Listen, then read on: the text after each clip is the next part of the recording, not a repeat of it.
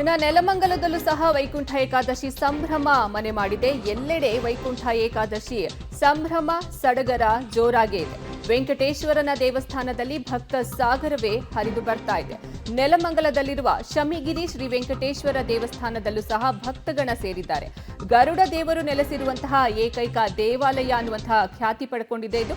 ಮುಂಜಾನೆಯಿಂದಲೇ ಇಲ್ಲಿ ತಿಮ್ಮಪ್ಪನ ದರ್ಶನಕ್ಕಾಗಿ ಭಕ್ತರು ಆಗಮಿಸಿದ್ದು ತಿಮ್ಮಪ್ಪನ ದರ್ಶನವನ್ನ ಪಡಿತಾ ಇದ್ದಾರೆ. ನೀವು ನೋಡ್ತಾ ಇರೋದು ಈಗ ನೆಲಮಂಗಲದಲ್ಲಿರುವಂತಹ ಶ್ರೀ ಶಮಿಗಿರಿ ವೆಂಕಟೇಶ್ವರನ ದೇಗುಲ. ಇಲ್ಲಿ ಗರುಡ ದೇವರು ಇರುವಂತಹ ಏಕೈಕ ದೇವಾಲಯ ಅನ್ನುವಂತಹ ಪ್ರಖ್ಯಾತಿಯನ್ನು ಸಹ ಪಡ್ಕೊಂಡಿದೆ. ಇಲ್ಲೂ ಸಹ ಬೆಳಗ್ಗಿನ ಜಾವದಿಂದಲೇ ಮುಂಜಾನೆಯಿಂದಲೇ ಭಕ್ತರು ತಿಮ್ಮಪ್ಪನ ದರ್ಶನಕ್ಕಾಗಿ ಸಾಗರೋಪಾದಿಯಲ್ಲಿ ಸೇರಿದ್ದಾರೆ. ಇವತ್ತು ದೇಶಾದ್ಯಂತ ತಿರುಪತಿ ತಿಮ್ಮಪ್ಪನ ದರ್ಶನಕ್ಕಾಗಿ ಎಲ್ಲೆಡೆ ಸಹ ಭಕ್ತರು ದೇವರ ದರ್ಶನ ಪಡೆಯೋದಕ್ಕಾಗಿ ಸಾಗರೋಪಾದಿಯಲ್ಲಿ ದೇಗುಲಗಳಿಗೆ ತೆರಳುತ್ತಾ ಇದ್ದಾರೆ. ಈಗ ನೆಲಮಂಗಲದಲ್ಲೂ ಸಹ ವೆಂಕಟೇಶ್ವರನ ದರ್ಶನಕ್ಕಾಗಿ ಅಲ್ಲಿ ಭಕ್ತ ಸಾಗರವೇ ಸೇರಿದೆ.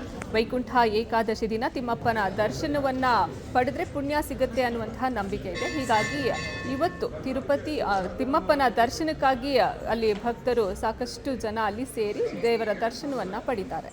ಇದು ನೀವು ಗಮನಿಸ್ತಾ ಇರೋದು ಇಸ್ಕಾನ್ ದೇಗುಲದಲ್ಲಿ ಯಾವ ರೀತಿಯಲ್ಲಿ ಜನ ಸೇರಿದ್ದಾರೆ ಅಂತ. ಈಗ ದರ್ಶನಕ್ಕೆ ದೇಗುಲ ಓಪನ್ ಮಾಡಲಾಯಿತು, ಹೀಗಾಗಿ ಜನ ಅಲ್ಲಿ ಸೇರ್ಕೊಂಡಿದ್ದಾರೆ. ಇವತ್ತು ಅಲ್ಲಿ ರಾಧಾಕೃಷ್ಣ ಇರೋದು ಅದನ್ನ ಇವತ್ತು ಲಕ್ಷ್ಮೀ ವೆಂಕಟೇಶ್ವರ ಆಗಿ ಬದಲಾಯಿಸಿದ್ದಾರೆ. ವೈಕುಂಠ ಏಕಾದಶಿ ಸಂಭ್ರಮ ಇಸ್ಕಾನ್ನಲ್ಲಿ ಮನೆ ಮಾಡಿದೆ. ಅಲ್ಲಿ ಸಾಕಷ್ಟು ಸಂಖ್ಯೆಯಲ್ಲಿ ಭಕ್ತರು ಸೇರಿದ್ದಾರೆ. ಎಲ್ಲರಿಗೂ ಈಗ ದರ್ಶನದ ವ್ಯವಸ್ಥೆ ಆಗ್ತಾ ಇದೆ. ದೇಗುಲ ಬಾಗಿಲು